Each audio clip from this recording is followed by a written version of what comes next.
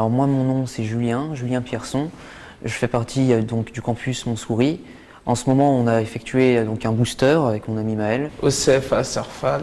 Alors avant le booster, moi je répondais beaucoup à des petites annonces sur internet. Quand on envoyait des mails, ça répondait pas. Quand on appelait, ça disait ah ouais, rappelez-moi plus tard, je suis occupé. Ce programme va t'aider à améliorer ta posture et ta façon d'approcher les entreprises. Il va te donner les moyens de développer des contacts professionnels, sans stress, de multiplier les rendez-vous, pourquoi pas de choper un stage, un contrat. Aller voir les entreprises, me renseigner sur leurs besoins. Le booster m'a apporté quand même pas mal de choses à ce niveau-là. Que quand on montre qu'on est curieux, en fait, ça ouvre plus de portes. Au début, moi, en fait, ça me gênait un peu de poser plein de questions aux entreprises parce que moi, dans ma tête, je me disais, bon, ils n'ont pas le temps. Ce que tu dois retenir, c'est qu'il faut vraiment que tu t'intéresses sincèrement à l'entreprise. Et comment on fait pour s'intéresser sincèrement à l'entreprise ? C'est simple, tu poses des questions. Genre, juste en posant quelques questions, bizarrement, on pouvait intéresser quelqu'un qu'on n'a jamais vu, mais qui nous écoutait juste. En fait, l'astuce, c'est de poser des questions qui plaisent au patron.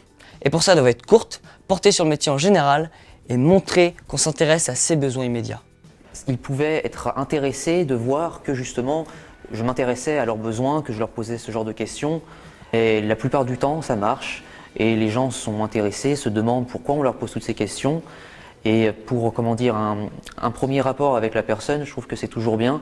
Comme ça, plutôt que de venir et directement rechercher directement un contrat, c'est quand même mieux, je trouve. Les jeux de rôle m'ont permis de me mettre justement dans la situation. Mission. Si tu l'acceptes, entraîne-toi à te présenter et à poser des questions aux professionnels.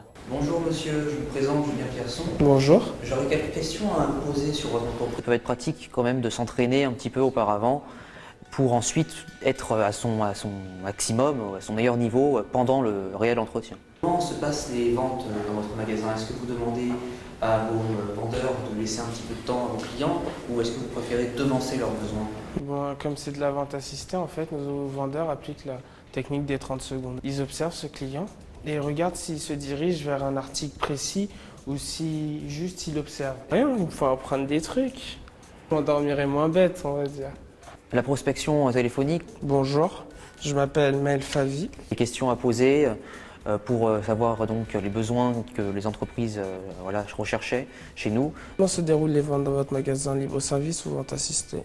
Eh bien, les Serious Games, ils m'ont appris un petit peu la même chose que les questions à poser pendant la prospection téléphonique. Bonjour et bienvenue dans notre simulateur. Comme vous, Thomas vient de suivre la formation recherche proactive d'entreprise. Que des fois, ils pouvaient un petit peu prendre mal le fait qu'on leur demande directement un contrat, qu'on leur demande directement s'ils cherchent des apprentis ou aider. Les questions, moi, ça m'a en fait ouvert un petit peu une porte qui était fermée en fait dans ma conscience et du coup, j'ai pu l'ouvrir et maintenant, ça m'a quand même apporté pas mal de choses.